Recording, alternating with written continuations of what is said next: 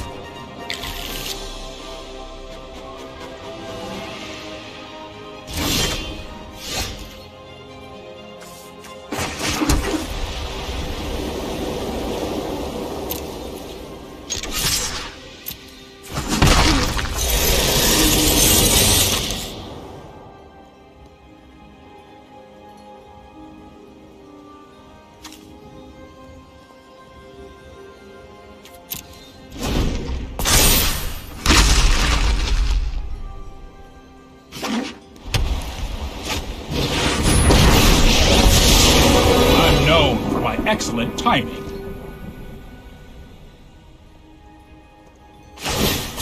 Here we go.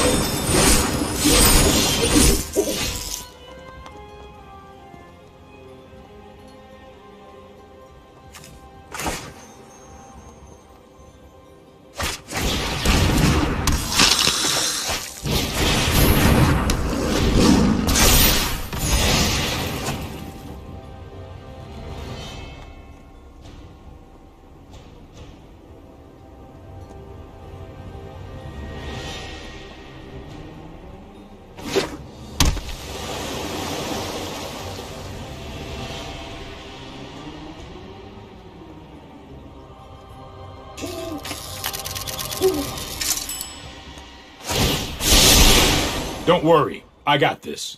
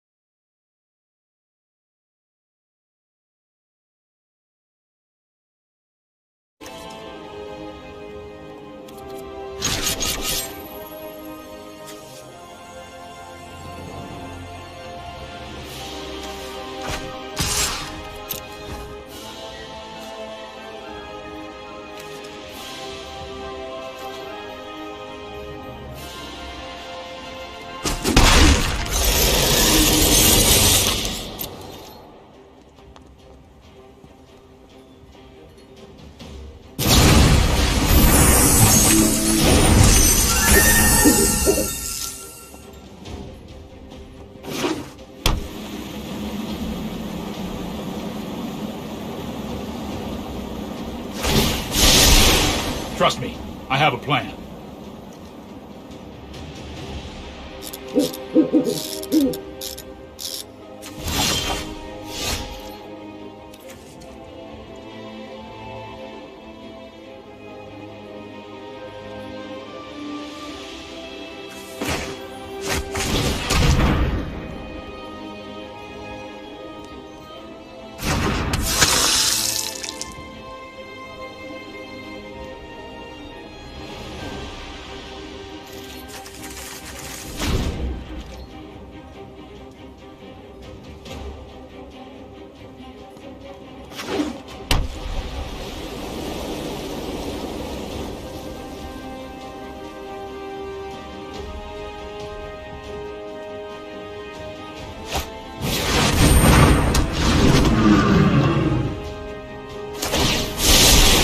Let's try this.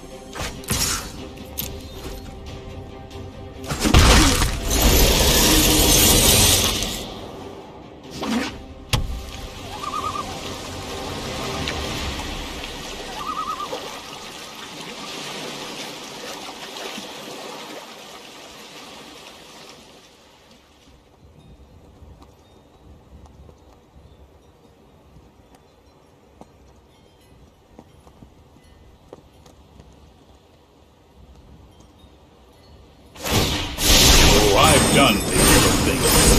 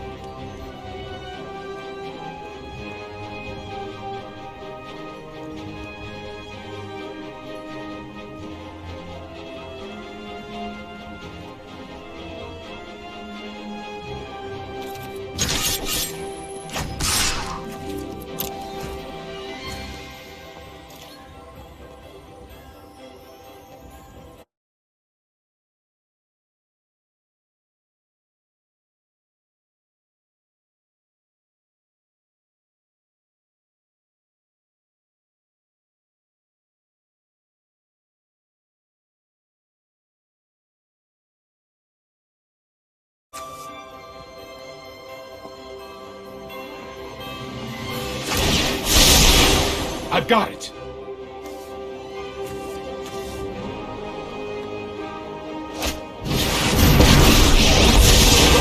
Sorry I'm late.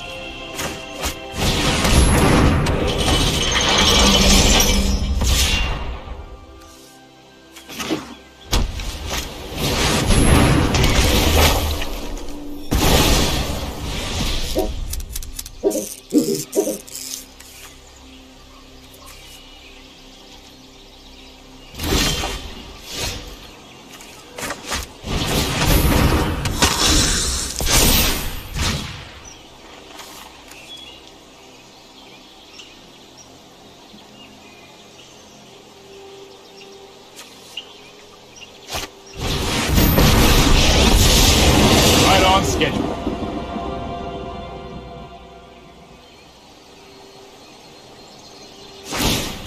I've got time.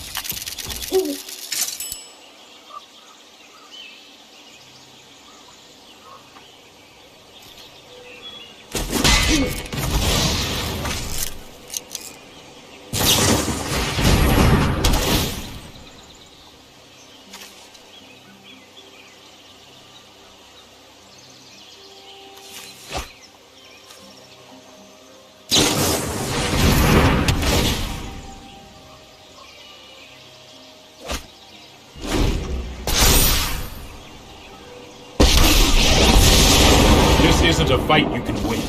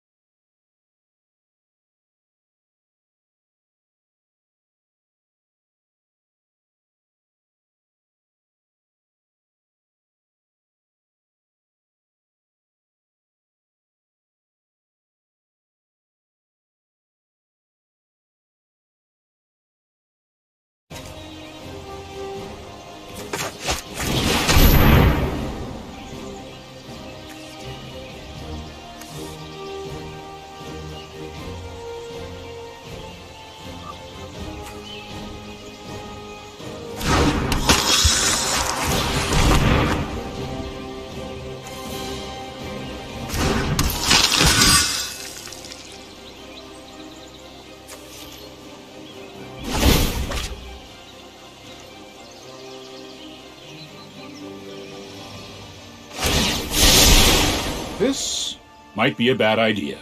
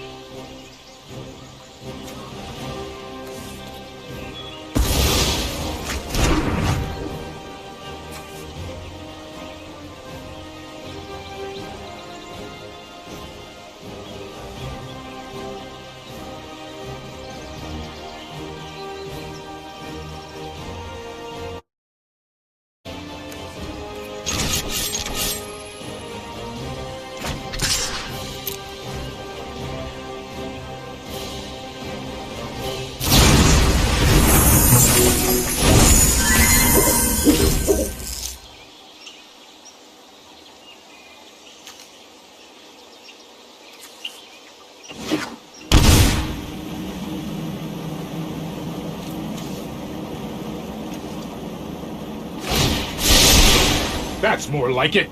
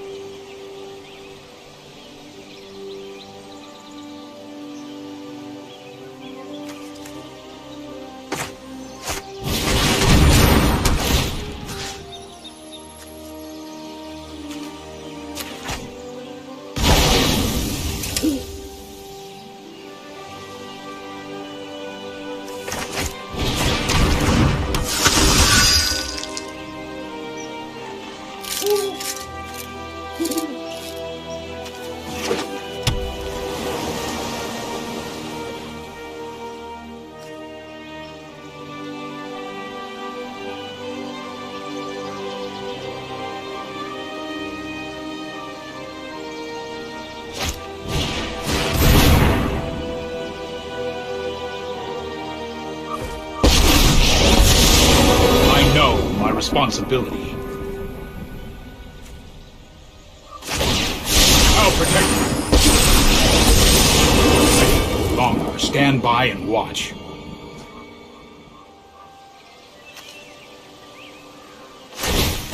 No, I am not making this up as I go.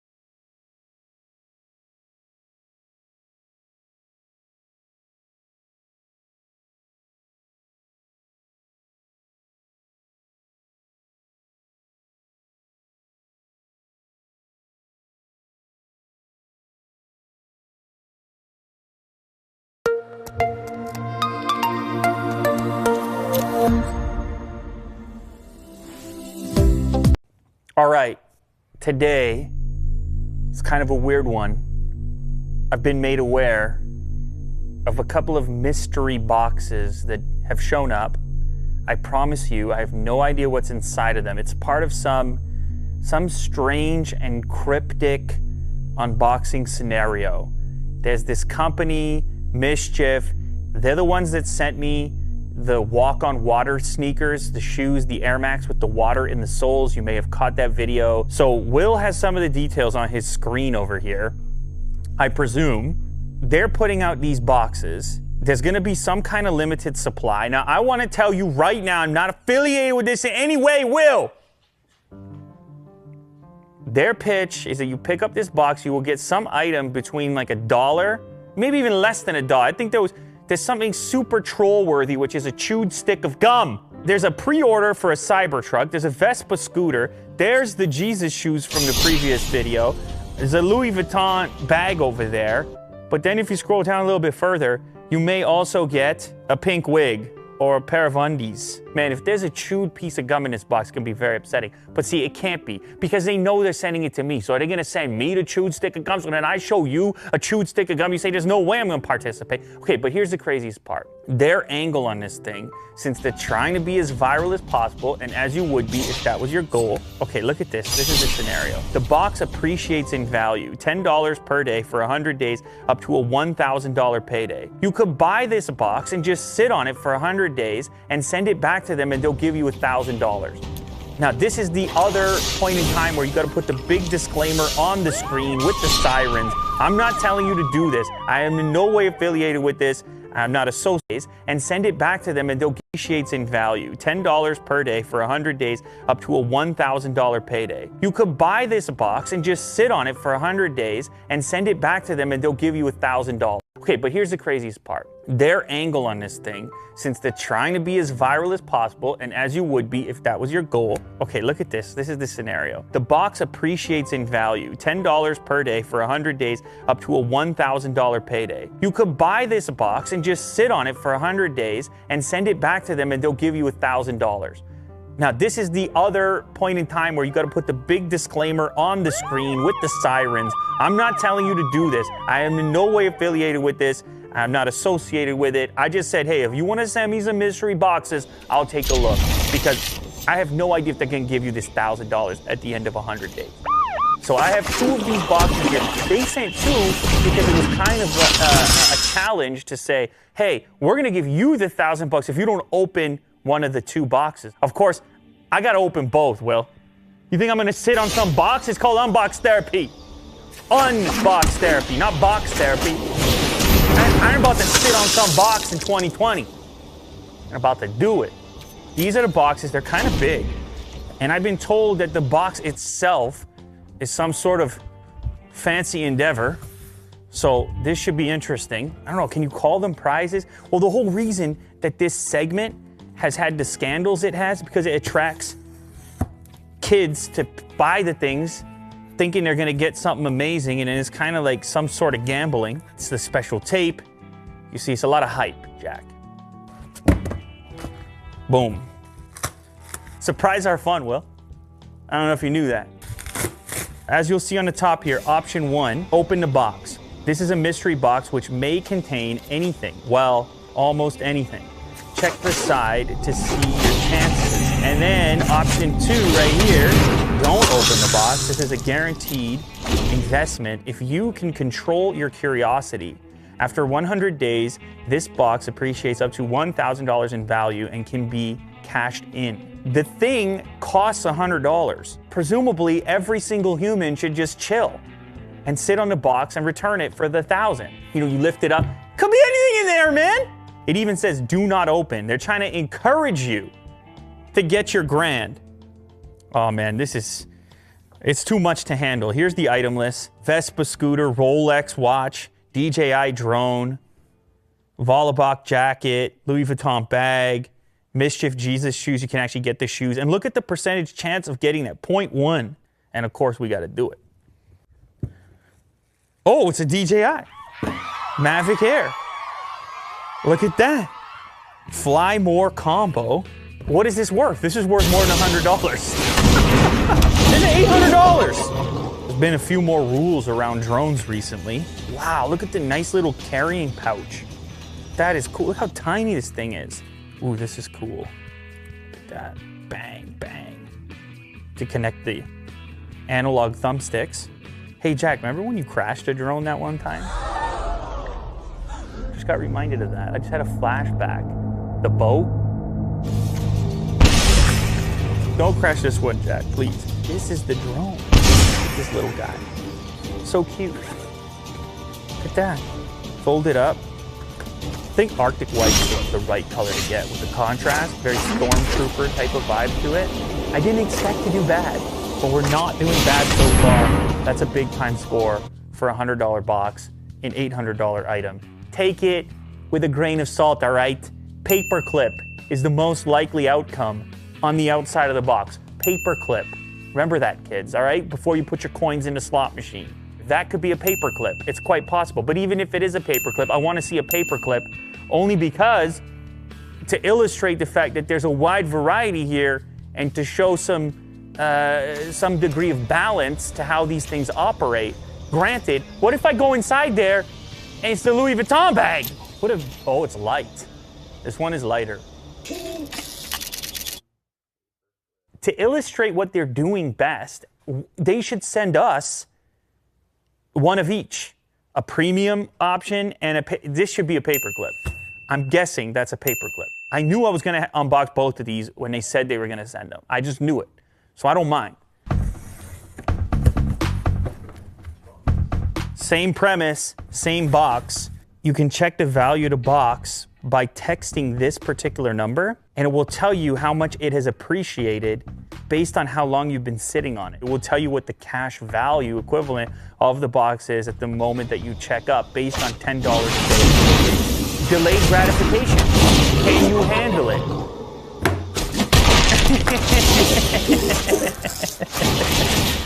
Well done.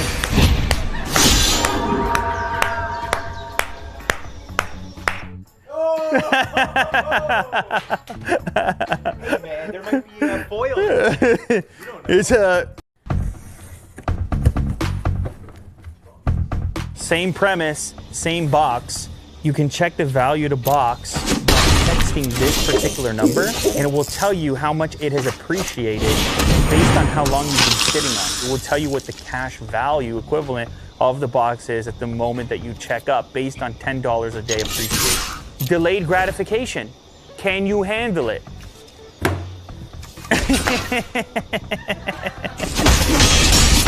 Well done.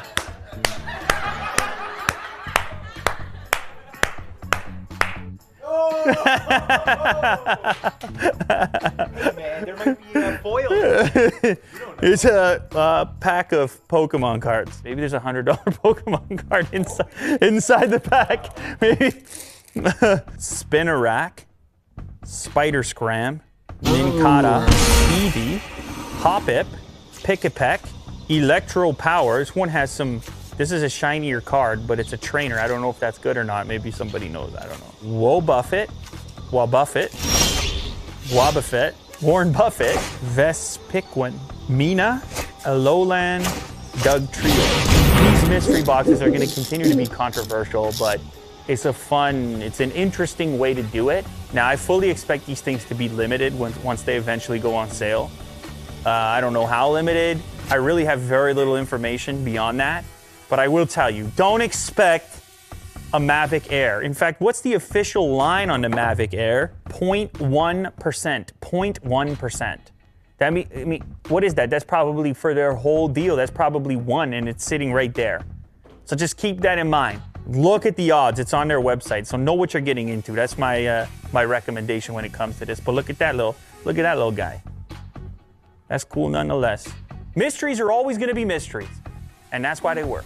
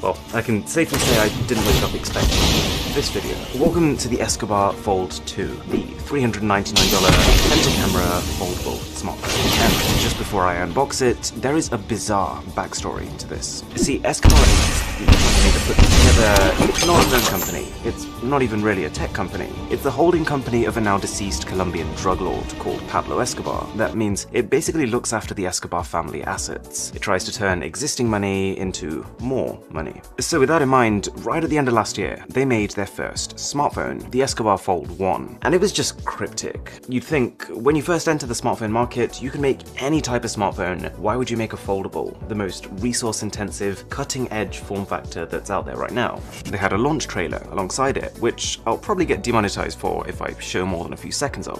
And then a closer look video, where you can see the details of the design, especially the massive logo planted on both front and the back. And paired with these were some pretty spectacular claims, like the fact that the smartphone was indestructible, and the fact that Escobar Inc. was going to sue Apple for $30 billion for, and I quote, cheating people by selling worthless phones. Anyways, long story short, it turns out the Escobar Fold 1 was more or less a rebadged smartphone instead of building from scratch, which, let's be honest, would have been borderline impossible for a company that had never made a phone before. They repurposed the existing Royal FlexPi, which was the first proper foldable smartphone in the world. But even then, that doesn't at all explain how this phone was so cheap. The Fold 1 was priced at $349. The FlexPi it was based off was priced at $1,500. It just didn't make any sense. So at that point, I would say curiosity got the better of me. I'm not sure what exactly I was thinking, but I just thought, as a curious customer, you know what, let's see what happens. So I ordered one. I used my personal name, my personal email address, so that it couldn't be linked to the channel, Mr. Who's the Boss. This was just me being a curious customer, and I was fully expecting to never see that money or a product again. There was just a small glimmer of hope that it would come true. Then things got weirder.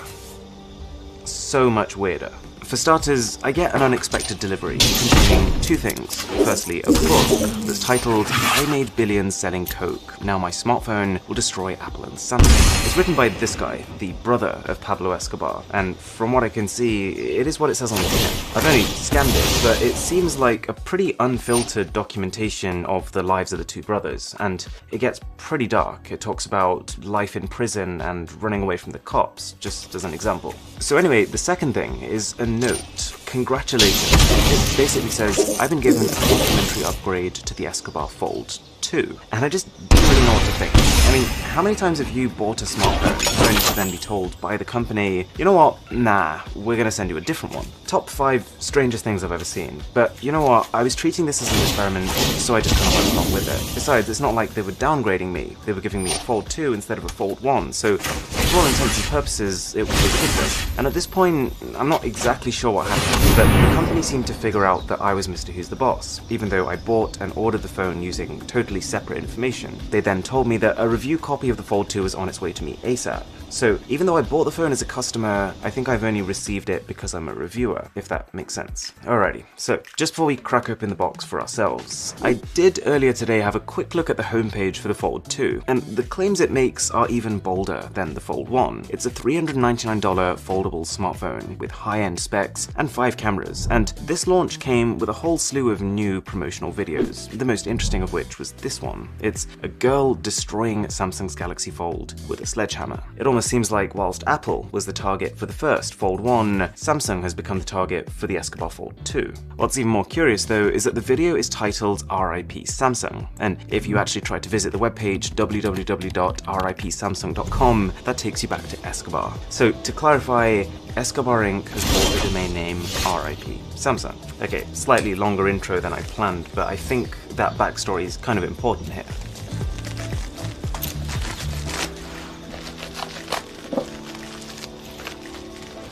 I really don't know what to expect here.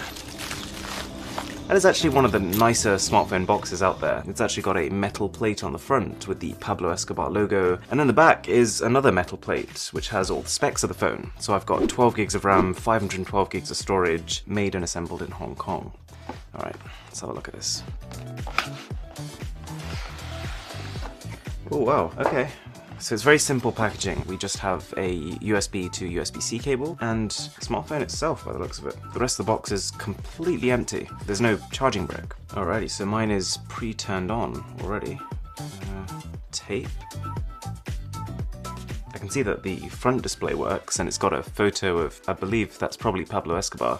And it opens. Okay, it's got a crease going down the middle, it's got the notch and the camera module up top. As far as I can tell, this is 100% a Samsung Galaxy Fold. And it looks good, which is a sign that this is actually not a phone that the company have made themselves. The only real changes are the wallpaper and the fact that the internet icon has been replaced with the Escobar Inc. webpage icon. You've also got Fold 2 in gold going down the hinge. From what I can see, these look a lot like just stickers. I actually wonder if I could just peel this off. Okay, yeah, that comes right off. Well, I'm assuming it's gonna look a lot like this. You get the idea. Okay, so we'll set it up quickly. Let's see if everything works. I'll create a new Google account as well, just for this. A few moments later. Alrighty, and we're in. So Play services are still working on this. Let's try download and Tutu just to check the specifications, because, well, my initial thought was that the only way they managed to achieve a price like this was using knockoff parts from China, but it feels just as fast as the Fold, so actually it could well be fully spec'd. What's also interesting is you can tell this is the second refined model of the Galaxy Fold because it has these T-shaped pieces that were added in to prevent dust getting under the screen. Alrighty, and Tutu. So the device literally straight away comes up as a Samsung Galaxy Fold. So Qualcomm Snapdragon 855, I believe. Yep, and 12 gigs of RAM as the box said. Okay, it's a Galaxy Fold. But that makes it more bizarre. How on earth did the company manage to buy $2,000 Galaxy Folds, customize them, create their own packaging, and then sell them for $399? Well, at this stage I thought, we're already in contact, I might as well just ask them for the answers. And to be honest, I got some surprisingly complete answers. First of all, they described it as an entry-level phone. They said that Samsung failed with their Fold. They priced it too high. The only reason people bought Samsung's Fold is apparently because they wanted a gadget as opposed to an actual phone to use day to day. I mean, they described this Fold 2 as entry-level, but nothing about it, its specs or its design, is entry-level at all. So the question I kind of needed to ask was, how did they do it? Essentially, according to the CEO of Escobar Inc., they bought 3 kinds of Galaxy Fold. A. Insufficient items, ones that didn't meet Samsung's own quality control. B. Returned items, ones that people bought and then sent back. And C. Overstocked items. There were apparently too many resellers and wholesalers who had overstocked on Galaxy Folds, and they just needed to get rid of them, so Escobar bought them all. This company spent zero on traditional advertising, and they let word of mouth do its job, and apparently that's it. I'll let you come to your own conclusions as to how you feel about it, but the CEO did give me another bit of info. He said that there's a bigger plan here. The Fold 1, the Fold 2, they're just the beginning, created presumably just to get the company's name out there, but an actual in-house smartphone of their own is how it works. He also added that it will not be a foldable. I mean, we just gotta wait and see. So, to sum up, this whole thing was weird. I mean, I've got the phone in my hands, it's real, it works, and I only paid $399. And it is completely up to you how you spend your money, but I just can't personally vouch for or against the company, because from my experience they've been friendly and helpful, and I have seen videos on YouTube of seemingly legit customers who claim to have received theirs. But of course, the plan was to go in as an anonymous consumer to actually see if my device would get delivered, and that didn't go to plan. So essentially, I would need to see other people's orders actually getting delivered before I could even think about recommending this. Oh, also, just by the way, I have launched a massive giveaway of 5 Samsung smartphones, so if you want to be entered into that, links are in the description. With that being said, my name is Aaron, this is Mr. Who's the Boss, and I'll catch you in the next one.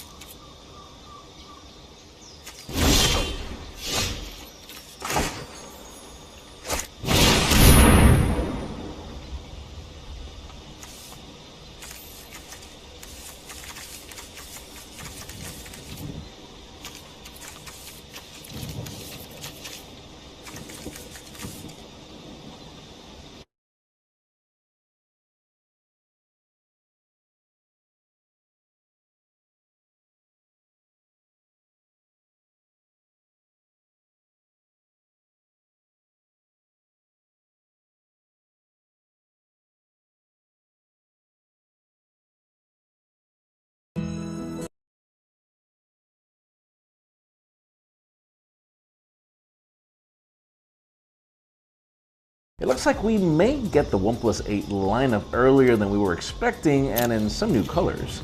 The iPhone 9 is apparently on the way and might be as affordable as we were thinking, and new leaks show the design and the launch date for the Xiaomi Mi 10 lineup is coming very soon. I'm Jaime Rivera. I know, I'm not wearing a t-shirt. I actually wasn't planning to record this today, but then I realized that I need to pre-record because I'm traveling to Galaxy Unpacked all day Monday. So this is Pocket Now Daily.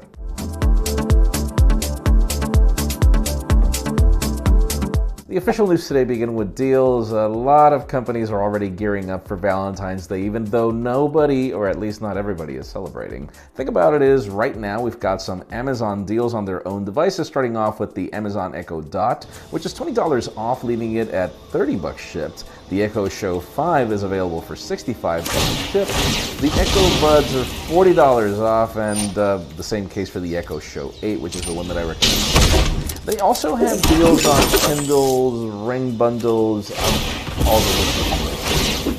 Now let's move the spotlight over to some rumors that have been rather vague lately. I mean, Google Pixel 4a, we are anticipating it, but those rumors kind of died down. Now they're currently back in the spotlight where we've got some information from extra developers. Apparently, well, we've heard that the code name might be Sunfish. It'll bring a Qualcomm Snapdragon 730 processor, but apparently it won't bring 5G, as the rumors hinted. Other specs include a 5.7-inch or a 5.8-inch display, a punch hole display, a headphone jack, a fingerprint scanner at the back, and obviously the USB Type-C port. How many cameras? Probably just one. We'll keep you posted on that. Now, for those of you that have been enjoying your Razrs, it's not that I'm envious, but I am. But the thing about it is, well, you know, the funny part is when some batches of review units are already out, and all I've seen on the internet is folding tests. CNET just made their own durability test, and well, they wanted to see how many folds this device could handle. The test was performed with a robot, and their goal was for it to open 100,000 times. Sadly, after 27,000 folds, the hinge started to malfunction by getting harder to close, making noise, and other issues, even though the display still worked. Now, if you think about it, the average person picks up their phone around 52 times a day, which means that the Razr could only last about a year and a half if you were to open it and fold it those 52 times. Now, the thing about it is Motorola made a statement, and within they were like, well, you know, that wasn't really designed to do what it's currently doing. But then again, the Galaxy pretty much passed those tests, so I don't know, buyers beware. And how about if we move the spotlight over to the Xiaomi Mi 10 lineup? The company teased that we should expect this to be their first 5G ever phone back at the Snapdragon Summit in Hawaii that I was covering. Now we've got some more interesting leaks, now with images. First of all, expect a possible launch on February 23rd at MWC, and then other images show us posters of the phone that show the quad cameras, including an 108 megapixel sensor that Xiaomi made with Samsung. And then the Mi 10 lineup is also expected to bring a Qualcomm Snapdragon 865, a 5250 mAh battery, and LPDDR RAM, along with a punch hole. Stay tuned. This could be a really hot phone, and I'm really looking forward to it. Now, another really hot phone that's actually going to be affordable is what to expect for the next generation iPhone SE, or as many people dub it, the iPhone 9. Today we've got some other reports that back up what Ming-Chi Kuo reported back in October that claimed that the phone will cost $399 after all. The leaks still hint that it will bring an A13 Bionic chip, 3 gigabytes of RAM, a single camera at the back, 64 and 128 gigabyte options, and Touch ID. Now, the production is supposed to start this month if everything goes well with the coronavirus over in China. So I guess that's going to probably be a determining factor, or we'll probably still announce it and we'll get it with delays or excessive demand, you know, the typical way that Cupertino does things. Now finally, the hottest news today have to do with OnePlus, the OnePlus 8, or whatever that device or that lineup is going to be dubbed. As, well, we usually have seen these launches happen in May, at least for the past few years, but it seems that the company is going to go back to its roots and make announcements earlier this time. We've got a new leak that claims that we should expect it to somewhere around March, and apparently we're getting the OnePlus 8, the OnePlus 8 Pro, and probably even a Lite. Now bear in mind, it's probably either going to be March or April, or an announcement in March to be launched in April, but the source also claims that we should expect a new green color variant for these phones. A new image from a different source shows the green color variant with some specifications that include the Qualcomm Snapdragon 865, a 6.5-inch display which is 120 Hz, 8 gigs of RAM, and 128 or 256 gigs of storage. Let us know in the comments down below 2 things. Do you think that it's a good idea for the company to launch this phone early? And the second, really? I mean, the rumors are that the Galaxies are going to have 12. That's not like OnePlus. What do you think about that? I mean, do you think this is the new Never Sleddle from the company? Because in my case, I mean, come on. They are supposed to bring the best and the most, so what are we waiting for? Leave us a comment down below. We'd love to know your opinion. Friends, again, if you want to get the news earlier, follow us on PocketNow.com and subscribe to our channel for more videos.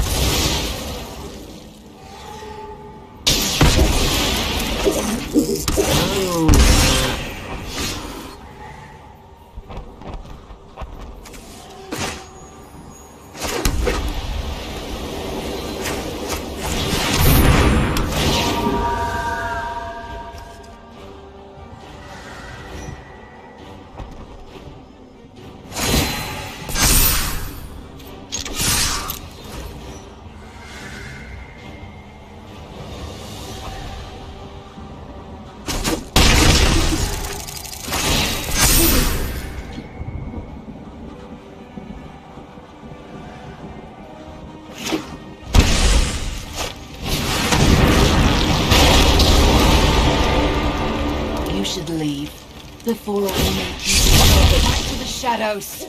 For now.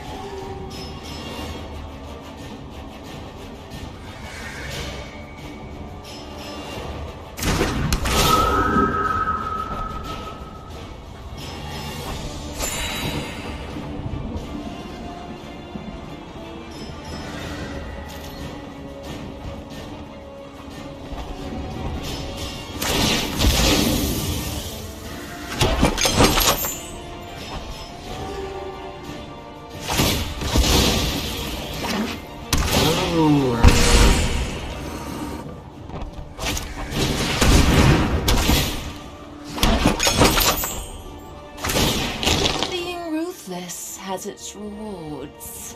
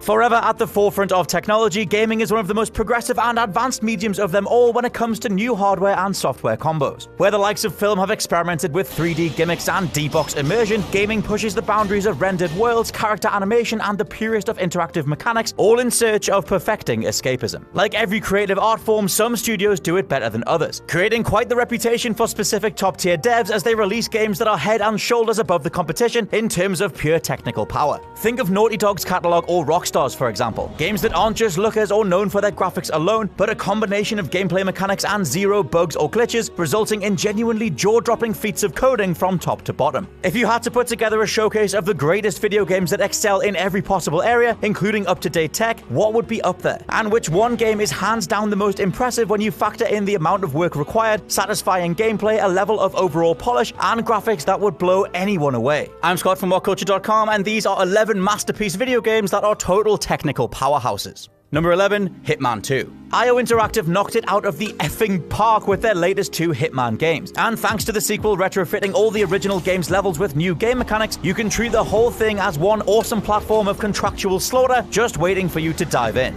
It's the levels themselves, though, that really drop jaws. Each one is a miniature world of intricately coded AI routines and scripted sequences, allowing you to pull out any manner of threads just to see what will happen. The gorgeous sun-kissed village/beach combo of Sapienza hides an underground chemical lab, just as the mountainous Bond villain-like treatment facility in Hokkaido has a whole series of sci-fi surgical equipment that you can tinker with, providing you know where to look. The fun of Hitman has always been answering the notion of, I wonder what happens if I do this, and these new games give you a few thousand unique possibilities at every turn. IO Interactive really deserve to be up there with the finest open world builders in the industry, because once you see Hitman in motion, there's nothing else like it.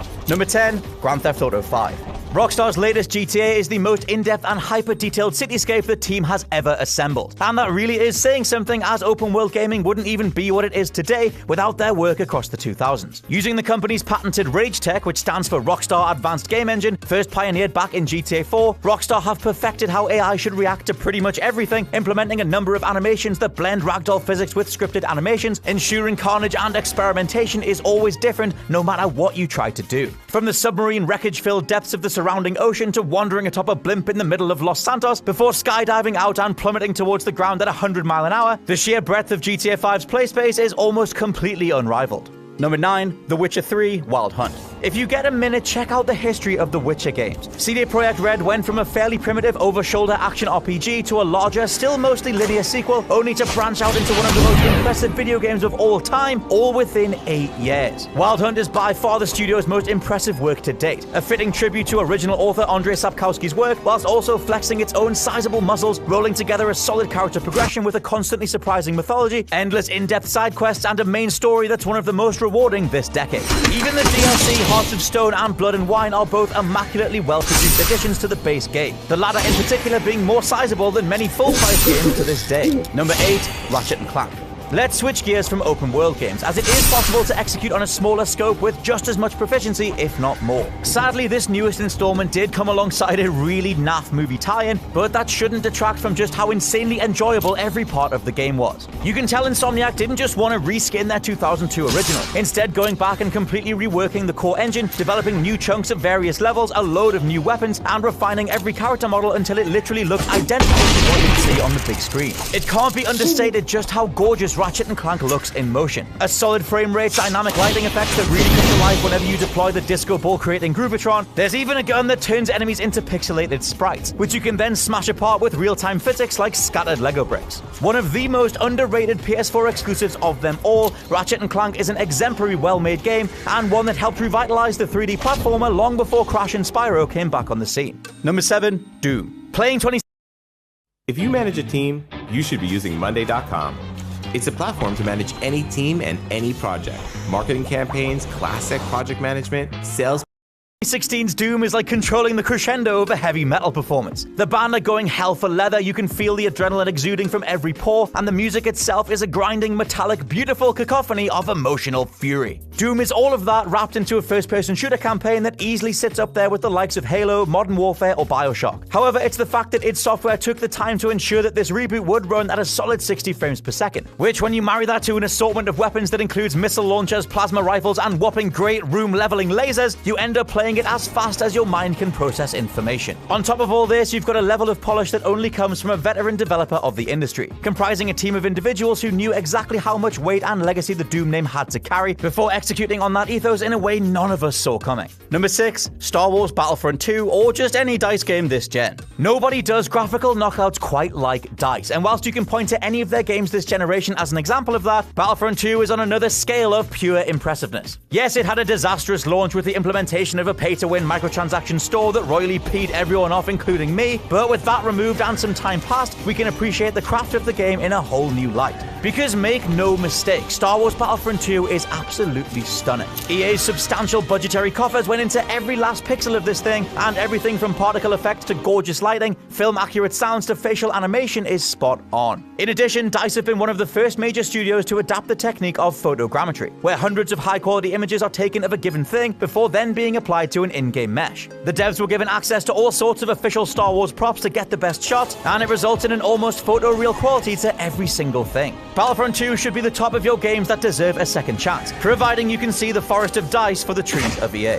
Number 5, Rise and Shadow of the Tomb Raider. Both the second and final part of the new Tomb Raider trilogy might not have made anywhere near as much impact as their older titles, but graphically, they're in a league of their own. I genuinely can't pick a favorite between the two in terms of sheer rendering power and environmental fidelity, so let's just celebrate both, or either if you want to shout out a favorite. You can tell both Crystal Dynamics and Eidos wanted these sequels to be exemplary showcases of what they can accomplish when continuing a landmark franchise. As such, there's nary a bad texture, bug, or glitch in sight. Each character model looks stunning, and everything from lip-syncing to crumbling temples or the light that refracts off a cave's walls all looks almost photoreal. Shadow of the Tomb Raider did get a bit too bogged down in action game mechanics that felt too generic and rote across its entire runtime, but when it comes to visuals, both developers really excelled. Number 4, Metal Gear Solid 5: The Phantom Pain. Hideo Kojima's final entry in the Metal Gear saga might have seen its story crippled thanks to studio interference from Konami, but when it came to the world, gameplay, mechanics, and breadth of ways to play, Kojima Productions knocked it clear out of the park. The seemingly never-ending list of ways to accomplish your missions results in a million different stories to tell for each player, all coming from one of the most solid game engines gaming has ever seen. There's stealthy infiltration, offing enemies one by one, tying balloons to extract them, commanding a companion to cover you with sniper fire, sicking your dog on another, or riding a miniature Metal Gear mech from enemy to enemy, all of which you can do across just a couple of missions. I could go on. There's using camouflage that turns you completely invisible, or shooting electric cables to shock those standing in a puddle below. There's even playing a tape of fart noises while hiding in a toilet to avoid being disturbed.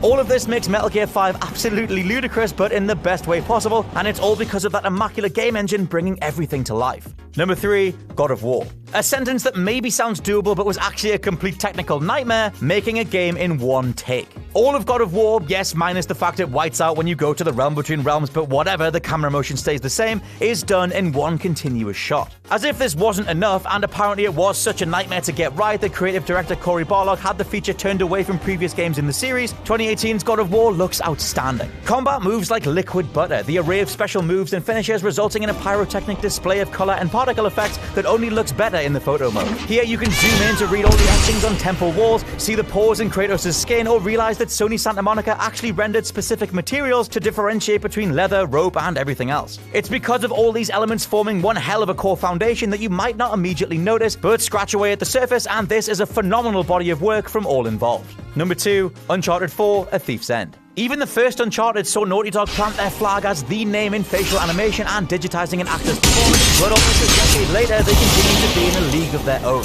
Just watch Nathan Drake's eyebrows twitch, the sadness of Elena's face, the age in Sully's, or any of their eyes widen when they're excited. As a single example of just how far we've come visually in regards to the pixelated delights of the MSX or the NES, Naughty Dog have consistently been one of the most meticulous developers the industry has ever seen, with a catalogue of great games to back it up. The Last of Us set the ball rolling in regards to conveying a wider range of emotions through the immaculate marriage of facial scanning and coding, but it's a mentality that stretches across every square inch of A Thief's End, resulting in one of the best looking, most technically impressive, and mechanically tight video games of the generation. Number 1, Red Dead Redemption 2. There is a level of care and attention to Rockstar's latest Cowboy sim that, even though we knew to expect something special, still blew everyone away. Honestly, it's kinda like stepping into another time period. It's a level of detail that we can see in something like one level of Hitman, spread across a gargantuan open world, comprising swamplands, cities, small townships, and everything in between. Rockstar's Rage engine once again proved why they're the best in the business, modeling everything from the physics of individual bullets to the weight of bodies interacting with the environment, to weather effects and full wildlife cycles that shift across the day and the night. I could go on and on. Even the individual follicles of Arthur Morgan's beard would have taken a coder considerable time to get right, and that's before you take into account the pointless likes of sun shining through ear cartilage or how a boat will sink over time depending on how much it's been shot. Red Dead Redemption 2 wins this easily, and I can't even begin to imagine how much time this all took to get right.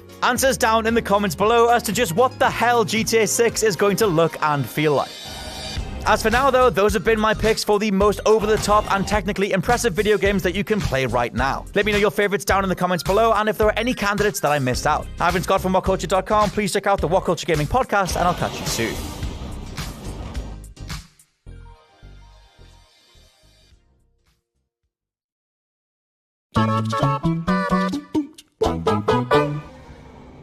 You know what really sucks? An awesome looking game is announced, it's marketed to breaking point, a hype train gathers steam, only for its release to be a disappointing damp squib that alienates its entire fanbase. Hashtag Watchdogs, hashtag Aliens Colonial Marines. Similarly galling is when an established franchise releases its latest entry only for it to be a squeaky fart, like the squeakiest of farts that was Mass Effect Andromeda. Or Ass Effect Andromeda, if you will.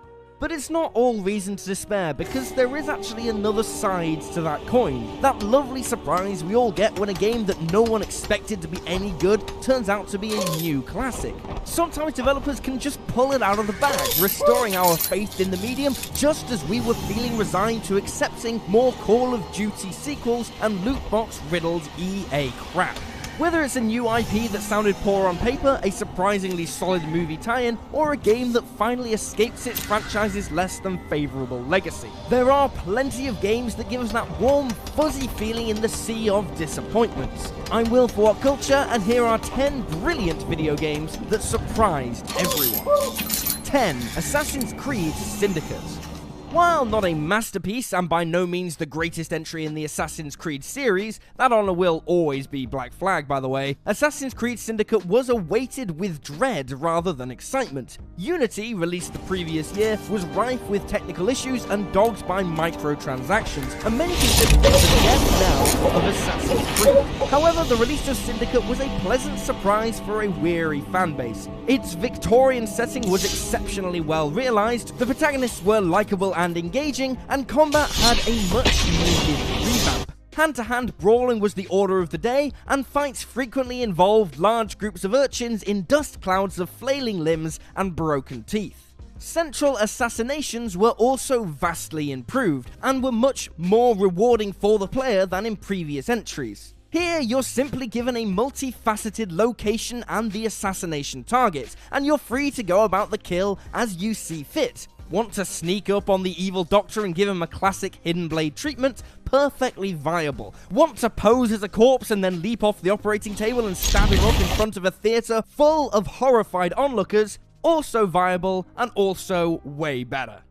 9. Middle-earth: Shadow of Mordor.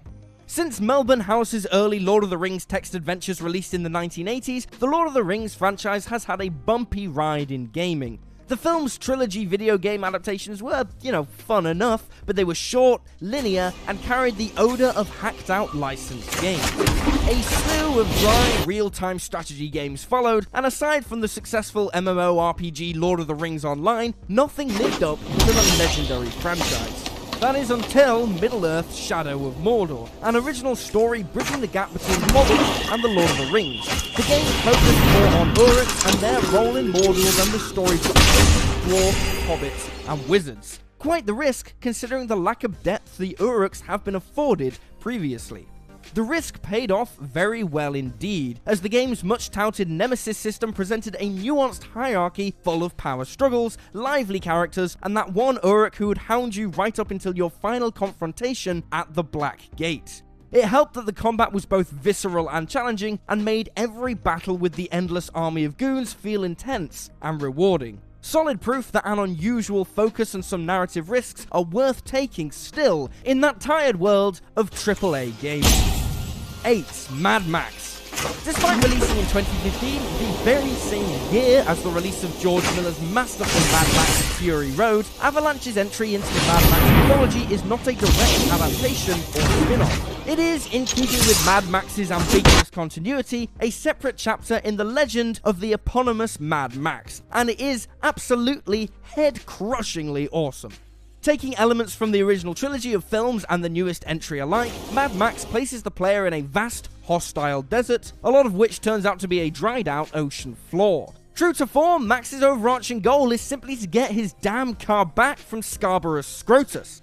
The gameplay focuses on vehicular combat, a genre which has barely seen the light of day since the late 90s, and executes this with incredible style and aplomb.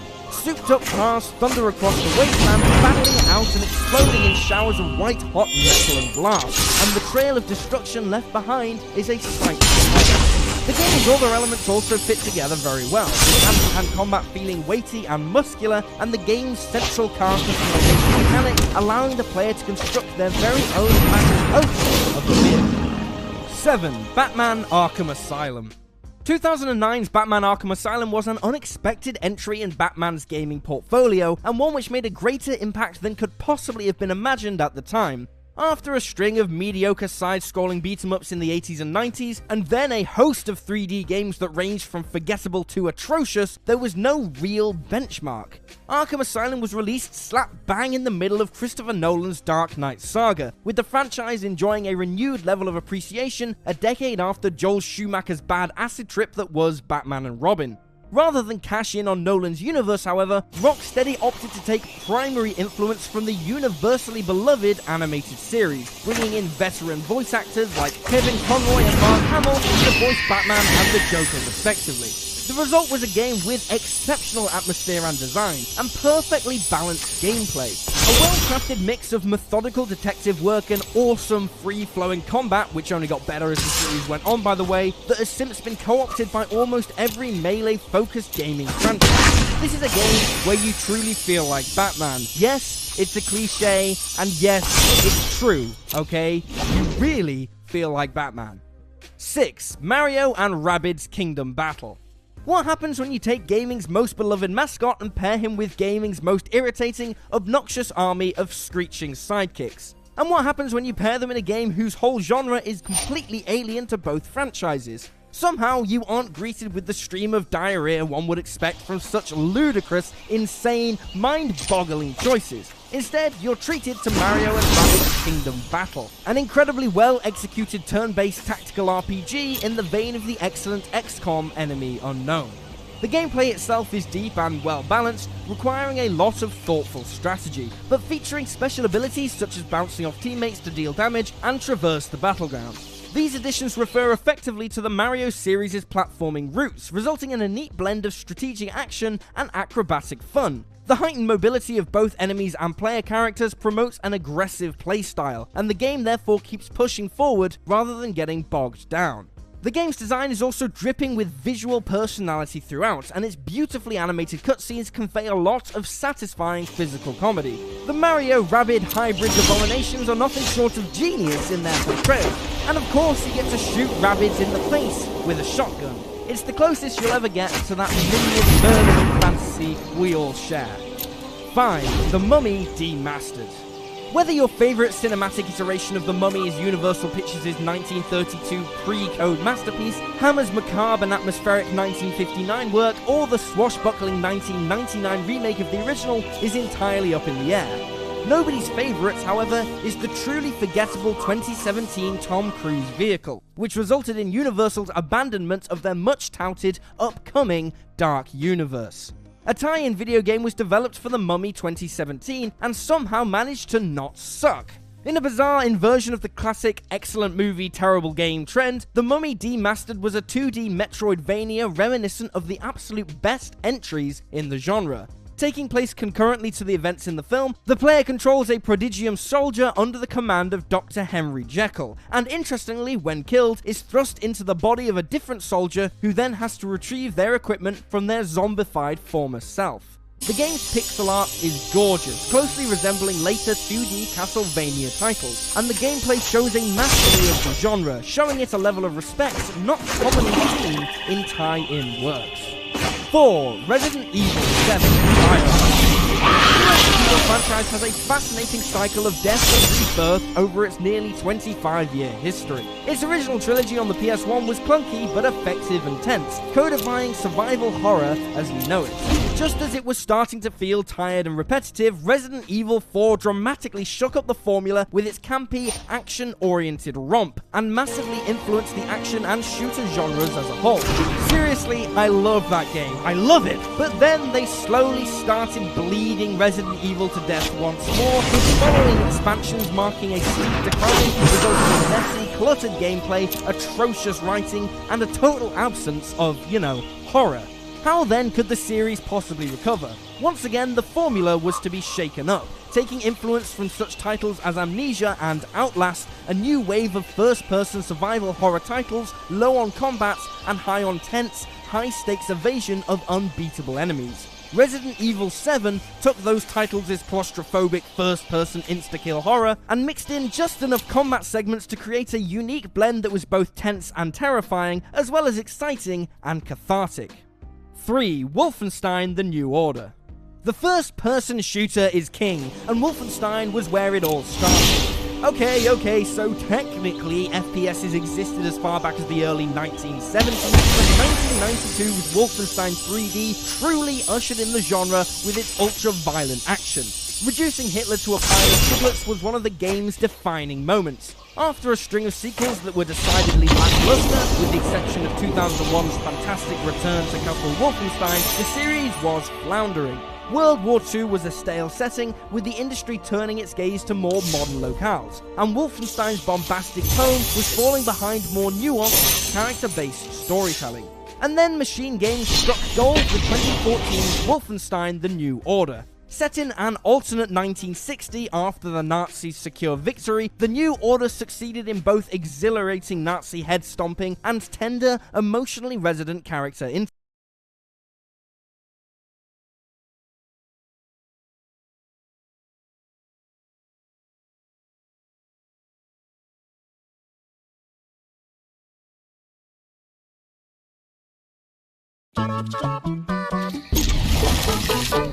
It's rather fortunate that 2020 is kicking off the decade with one of the most exciting years gaming has seen in ages. With a new generation of tech on the horizon, the secret projects developers have been working on are all about to be revealed via glorious trailers that probably won't resemble anything like the actual product.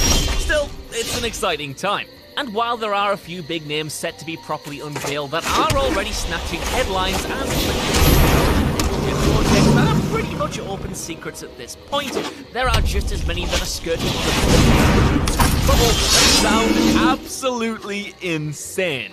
I'm Josh from WhatCulture.com, and these are 10 video games you won't believe.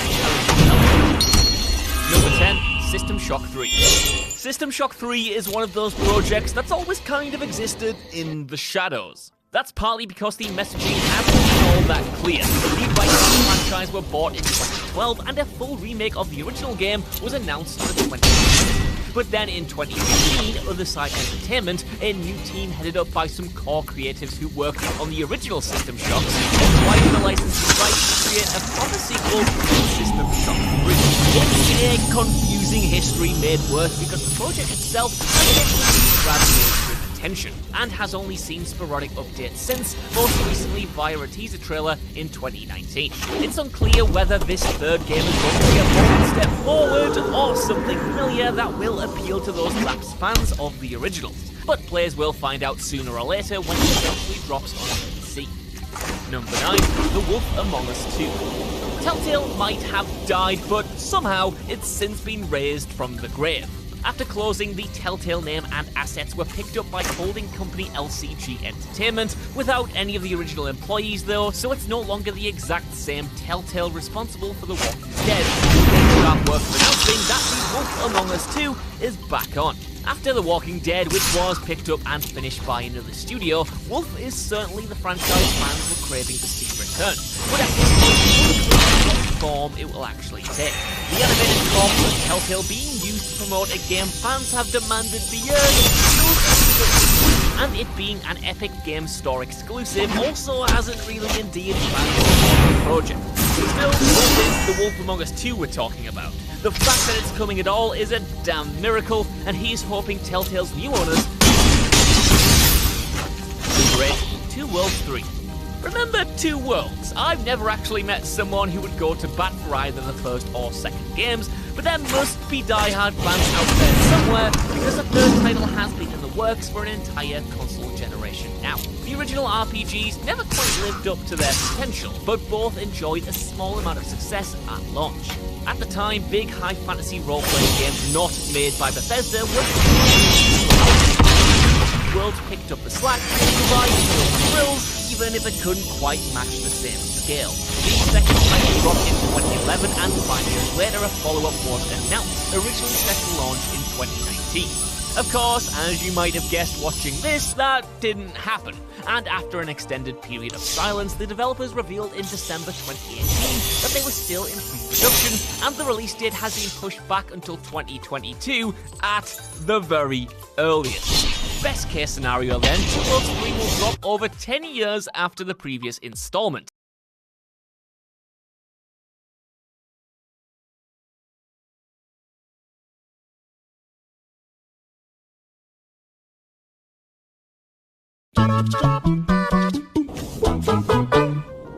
There are many great video game protagonists. Think Solid Snake, Samus Aran, or Sonic the Hedgehog. On the flip side, there are also many rubbish video game protagonists. Think Bubsy the Bobcat, Aiden Pierce, or Sonic the Hedgehog. No matter whether we love or loathe these heroes, however, they generally feel appropriate for the game they star in, having been woven into the narrative that has been set out for them. This isn't always the case for every character though, and there are times you'll reach the end credits after 30 hours of play only to think, really? I played this whole game as that guy? Sometimes the character will overstay their welcome in a series, will hog valuable screens on a far more interesting supporting character deserves. All their personal goals completely contradict the nature of the gameplay. Not to mention all the grunting brown-haired white dudes who can be replaced with a rag and a stick and would have been way more engaging. Now, to be clear, some of these characters are not bad by any stretch of the imagination. In fact, they're kind of brilliant in a great many ways. It's just that the other characters in the game kind of stole the show. So I'm Ewan, this is What Culture Gaming, and here are 8 video games where you play as the wrong character. Number 8, Red Dead Redemption 2. Who you played as? Marston. Who you should have played as? Sadie Adler. Whoa, whoa, way, yay, holster them pistols, Tex. This entry is neither an attack on Arthur Morgan nor John Marston. Arthur's story is touching and devastating, and his character is engaging and complex. Playing as John in the epilogue serves as both a perfect post-credit payoff to Arthur's arc and the setup to his fight in the original Red Dead Redemption. However, Rockstar missed a trick with the post-ending free roam. After the game's final mission, in which Micah Bell is finally given what for, roll the clip over and over again. Oh, that's good. John and Abigail marry and settle down on their ranch at Beecher's Hope, while bounty hunter and all-around hellcat Sadie Adler heads off to pursue further adventures and live the life of a gunslinger. Why then, once the credits have finished rolling, are we still playing as John Marston? If he's finally settled down to tend to his ranch and argue with his wife, with $20,000 in his pocket no less, it feels somewhat dissonant to continue playing as him riding across the West, robbing trains and shooting dudes in the face. A much more savvy move would have been to switch the perspective one last time and go to Sadie, now left to her own devices on the frontier. Nah, well, single-player Sadie DLC, anyone? Number 7, Batman Arkham Knight.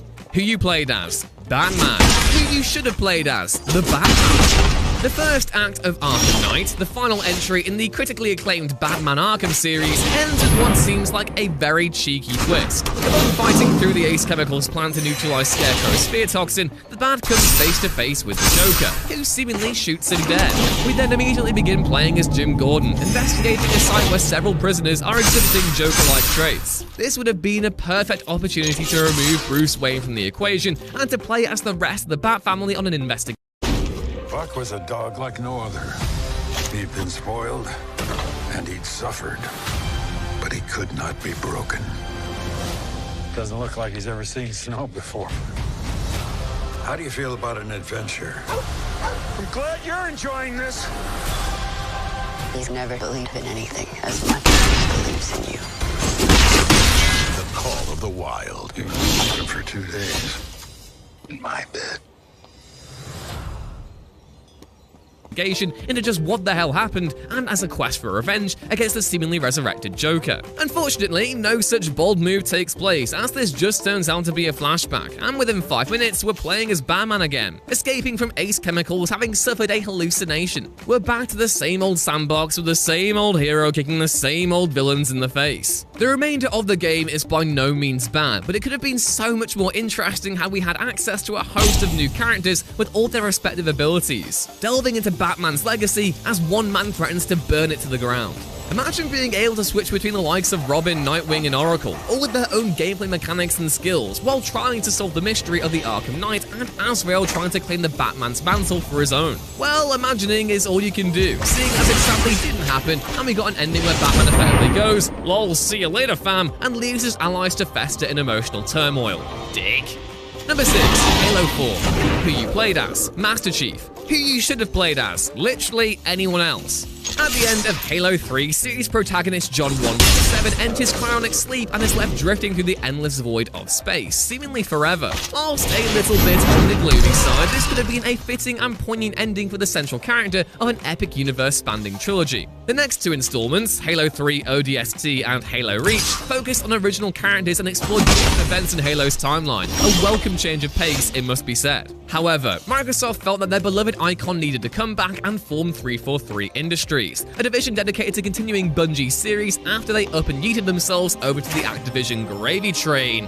Yeesh. Well, anyway, Halo 4 was born, Microsoft made loads of money, and the franchise didn't budge one solitary inch. While the game itself was enjoyable enough and played as well as any previous Halo installment, except for multiplayer, the reintroduction of Master Chief was a step back for the franchise. A new protagonist would have breathed some new life into the series, but 343 Industries plowed on with Master Chief's story, resulting in a franchise which feels like it's refusing to move on or innovate where its narrative is concerned.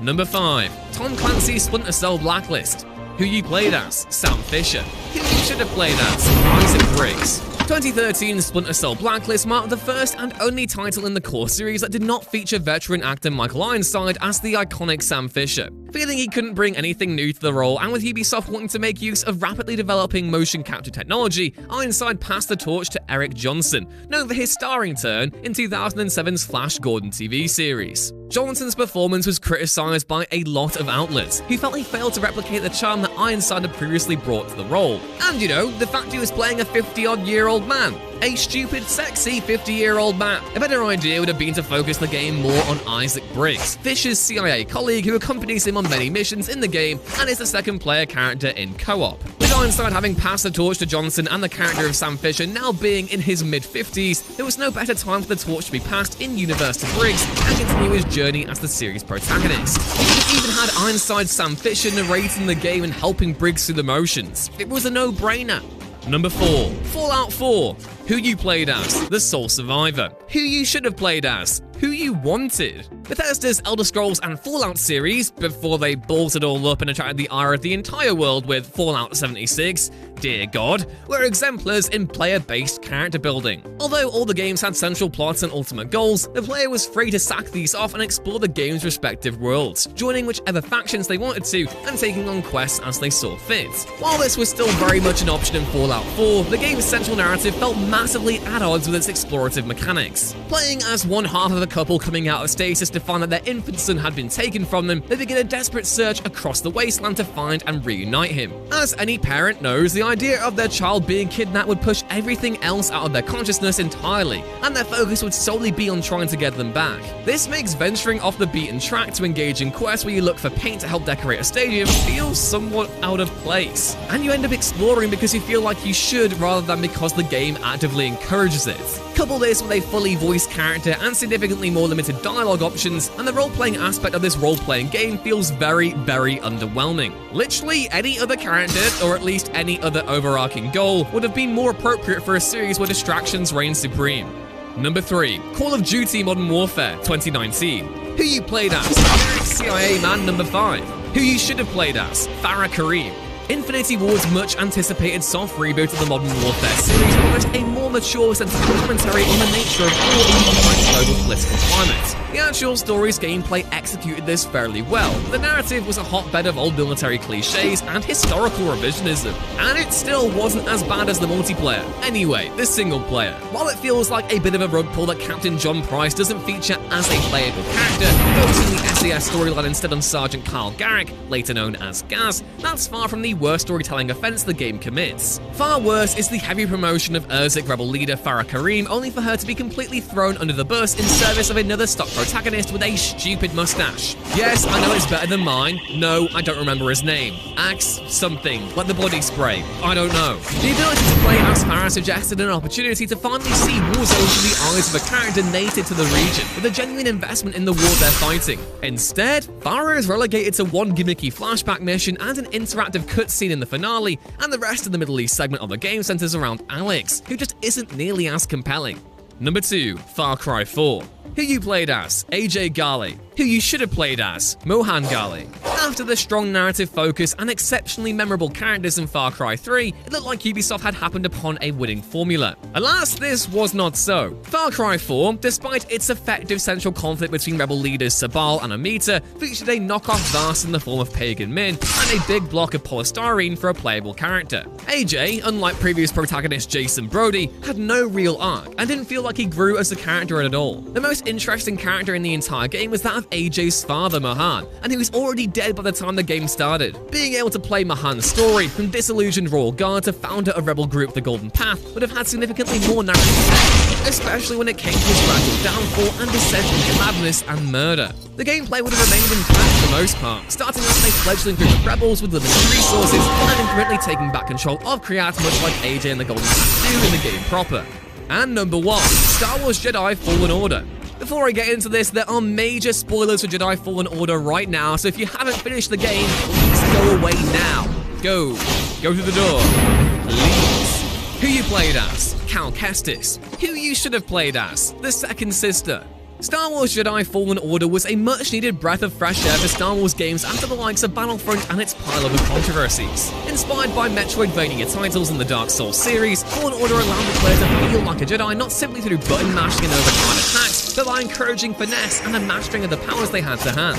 The exploration of the Star Wars universe shortly after the execution of Order 66 is also a setting well worth delving into. Arguably the weakest aspect of the game, however, is protagonist Cal Kestis himself. Whilst likeable enough, the young Jedi is stuffy and somewhat generic, and though his traumatic past is genuinely interesting to explore, he's also overshadowed by pretty much everyone else in the game. A much more interesting protagonist would have been Trilla Siduri, the Imperial Inquisitor who serves as the antagonist of the title. Once a Jedi Padawan herself, and having survived Order 66, her betrayal at the hands of her former master has her succumb to the dark side, taking the title of Second Sister and setting out to hunt down surviving Jedi, including Kestis himself. Seeing the story unfold from the perspective of a high-ranking member of the Empire while still retaining the game's rewarding mechanics would have made for a far more memorable story. Like, go and make the flashbacks the main first entry in the series, then do Cal stuff later on. Although that would mean we lost BD1 until the sequel. Oh god, don't make me choose.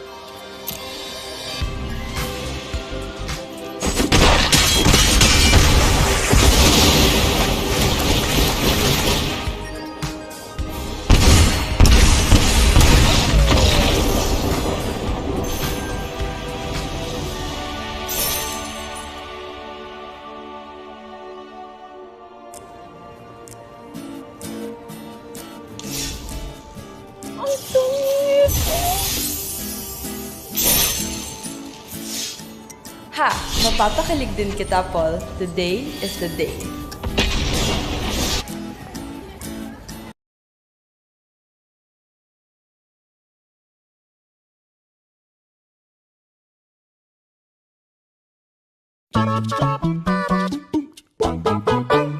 I absolutely adore doing these types of lists. I really, really do. You know why? It's because when researching and recording these, you have to dive deep into games to get a glimpse at the sheer amount of detail and love that goes into nearly every title. You get a true appreciation for what developers go through, how tied their passions are to their projects, and best of all, you come out of the other side with a ton of new examples to show off like a proud parent. So today, let's raise a glass to the developers, programmers, artists, and every creative mind behind our favorite video games and some intricate features that will absolutely blow your mind. I'm Jules, this is WhatCulture.com, and these are 10 insane video game details you definitely missed. Number 10. Jewish NPCs disappear on Saturdays because of the Sabbath. Spider-Man.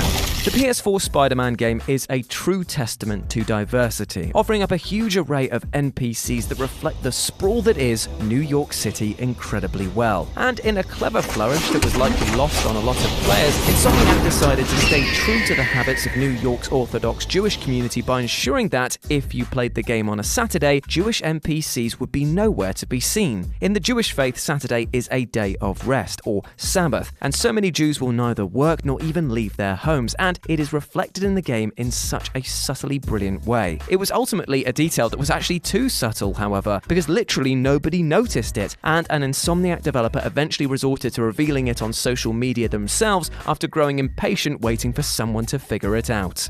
Number 9. The player character laughs if they deal 69 damage to an enemy. Borderlands 3. Borderlands 3 is full of ridiculous moments, a lot of which are heavy winks and nods to other series, culture references, or even downright call-outs to the player base itself, which is probably no better expressed than with this example. Basically, if you deal 69 damage to any enemy, listen very, very closely and you'll hear the player character let out a faint chuckle, acknowledging the specifically adult connotations the number carries with it.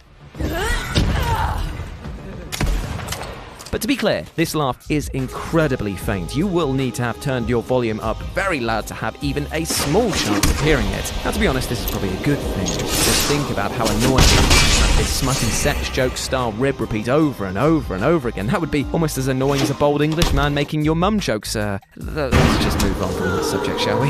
Number 8. Getting drunk makes enemy levels appear lower than they are. World of Warcraft. After a sniff of the old Buckfast Abbey tonic wine, you might be inclined to start a bit of a riot, as can be seen every weekend here in Newcastle, and it's long been recorded that having a bit too much of the tipple can lead to some loutish behaviour and walking around thinking that you're God's gift.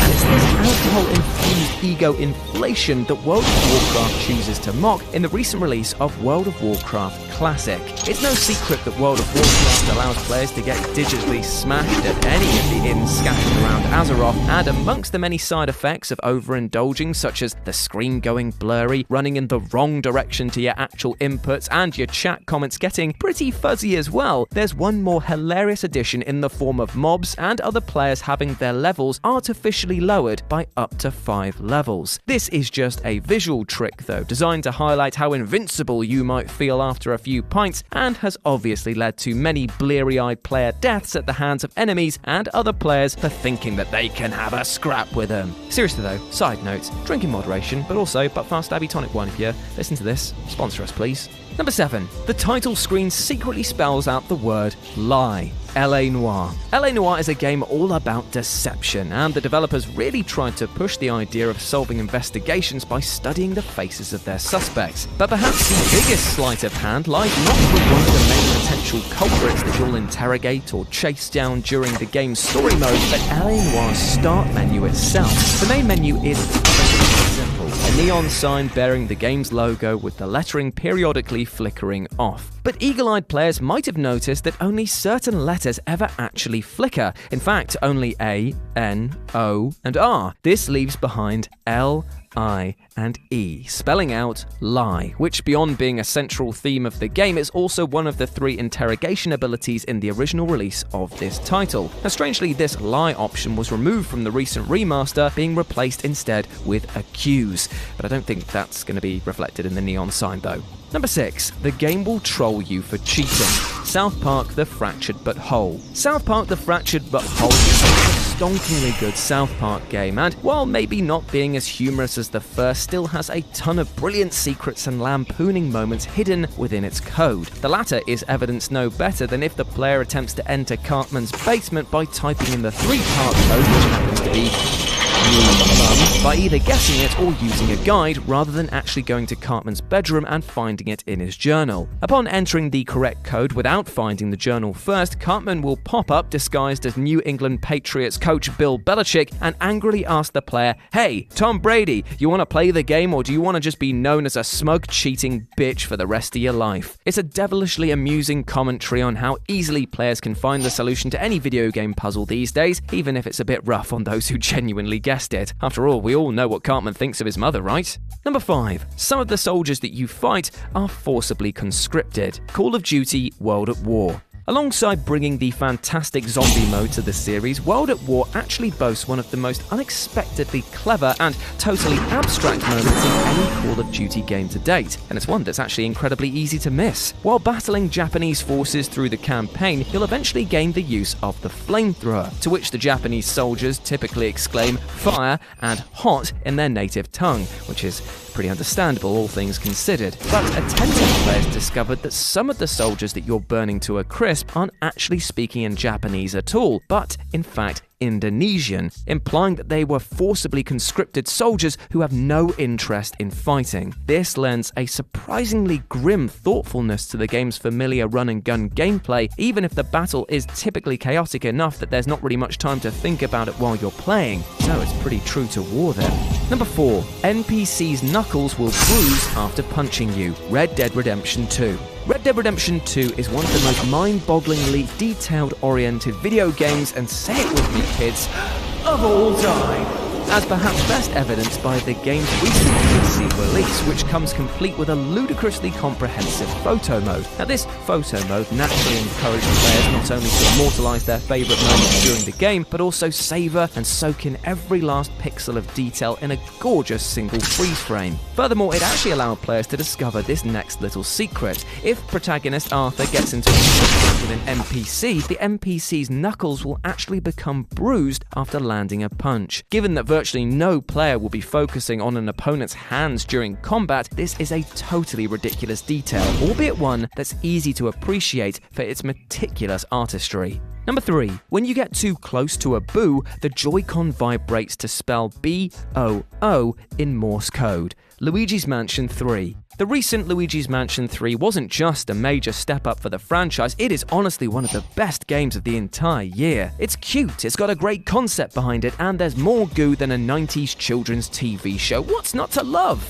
And it's also got with a ton of secrets, one of which is a hidden message masquerading as one of the central gameplay systems. Basically, when you get close to tracking down one of the many invisible boos hiding around the Last Resort Hotel, your Joy-Cons will begin to vibrate. That's no big whoop, you might think, but when you recognize the vibrations are spelling out B-O-O in Morse code, it's only then you realize how brilliant it is. Number 2. If mules are knocked down in water, they will also deploy a flotation device. Death Stranding.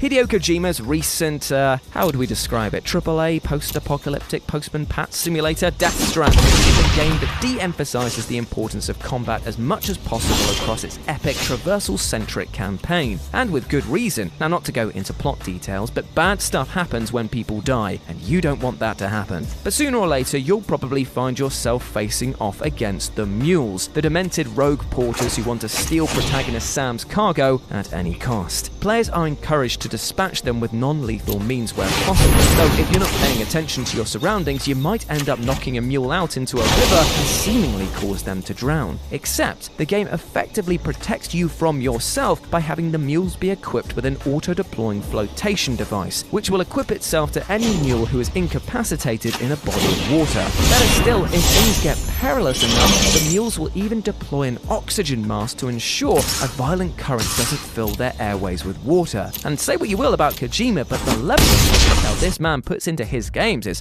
it's virtually unparalleled. And number 1, the solar system is accurate for 2185. Well, apart from Pluto. Mass Effect 2. Mass Effect 2 takes place in the year 2185, a year that we may well see Half-Life 3 actually released in, but then again, that is still wishful thinking. And it also features a gorgeous map of the solar system for players to peruse. But believe it or not, the map is actually a near-perfect arrangement of how the solar system will look in 2185. Even with the Mass Effect series' fiercely committed, science-loving fanbase, most players probably wouldn't have ever noticed if BioWare just phoned in some guesswork here, but instead it went above and beyond. The game was as scientifically plausible, in this area at least, as possible. But there is one oddity though, and that's the inclusion of Pluto on the map, given that the former planet was downgraded to a mere dwarf planet back in 2006. The game admittedly refers to Pluto as an ice dwarf rather than a planet, but considering that Mass Effect 2 didn't release until 2010, BioWare surely had ample time to clear it off the board. And there we go, those were 10 insane video game details that you definitely missed. I hope that you enjoyed. The land fights for us.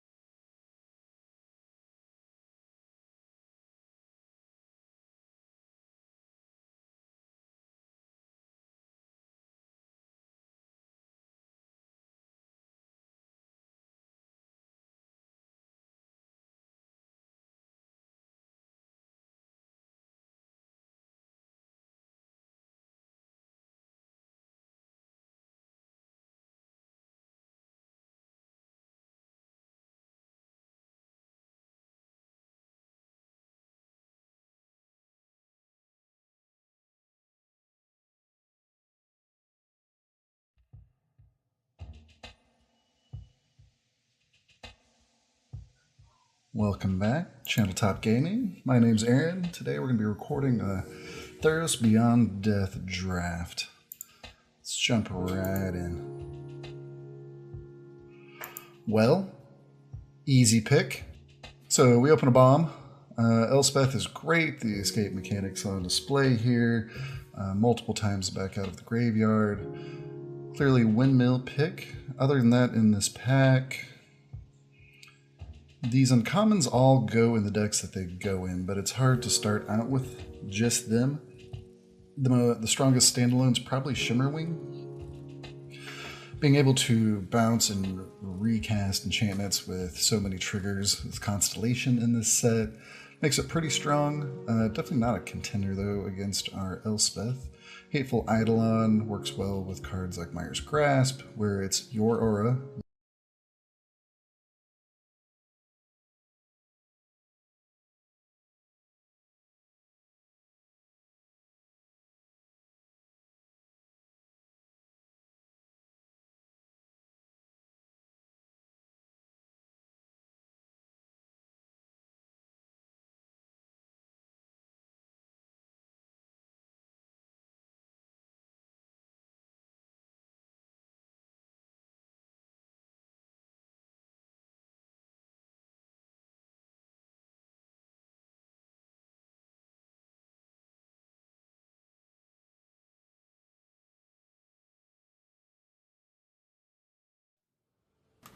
So today I'm going to show you what deck I use 3 seasons in a row to go from nothing to mythic. Okay, this is by far the easiest deck to use to go from bronze all the way to mystic. And I have done that twice now, and I have not changed my deck very much other than a couple cards in about 2 seasons. So there are many components and many mechanics to this deck, but first it's Gates Ablaze. So the main core of this deck is you're throwing down gates every single turn and building those up instead of just playing simple land cards. You're always using gates. So Gates Ablaze gets rid of their creatures so easily. By turn 5 you can do probably 6 to 7 damage depending on how you roll and how your first hand go.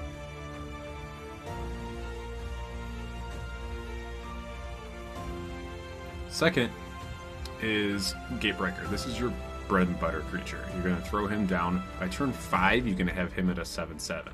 That's pretty cheap. He grows every single turn because you're always constantly throwing down gates pretty much every turn because you have so many in this deck. And he's just growing. He can get him to a 10/10 very easily.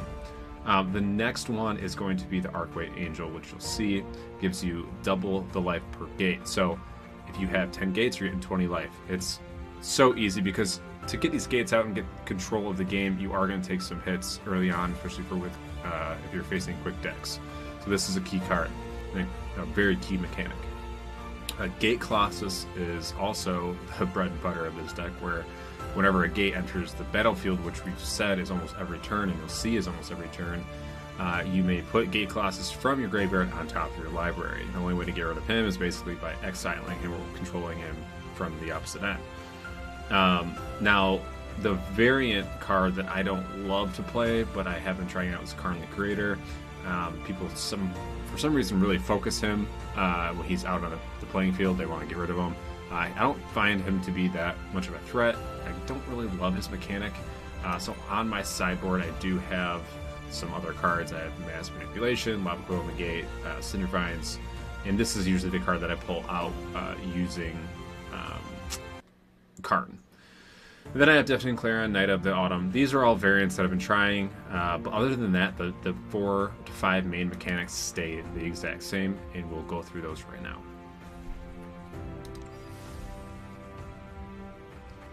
So starting off, I usually aim to have 3 to 4 gates in my hand, so I'm going to go ahead and mulligan this. So I've got 1, 2, I got screwed on that, but that's okay. We're fine. We're going to keep this, because I think we'll end up being okay. Yeah, we'll end up being okay.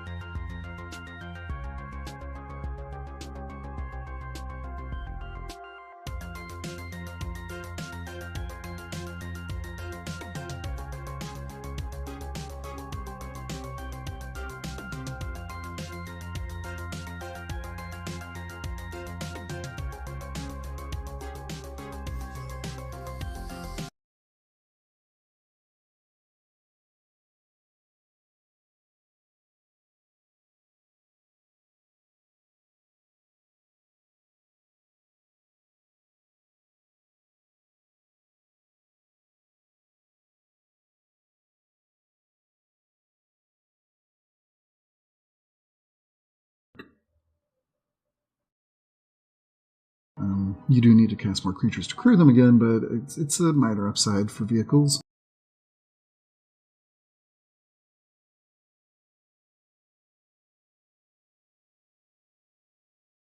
Move the princess out now.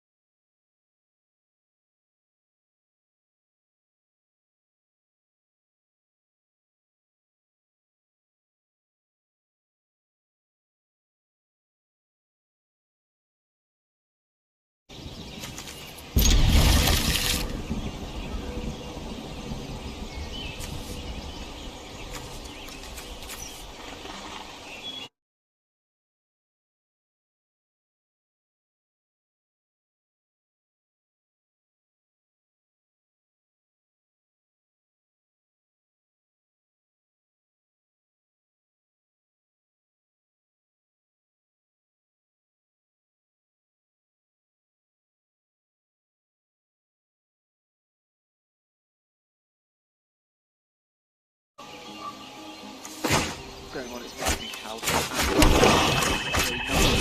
So, today we are going to be playing some more traditional standard. So, recently, what happened was the season ended. So, all of your ranks got reset. So, every Fridays it does this. So, at the start of every month, it's pretty simple. I'd kind of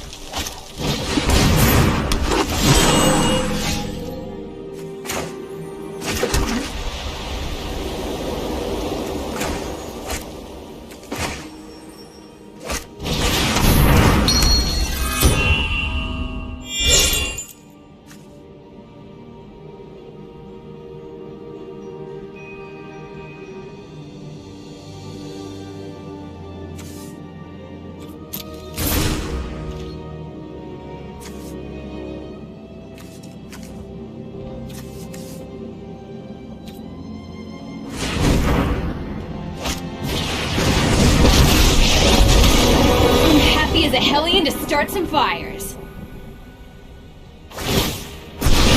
Oh, they're so cute!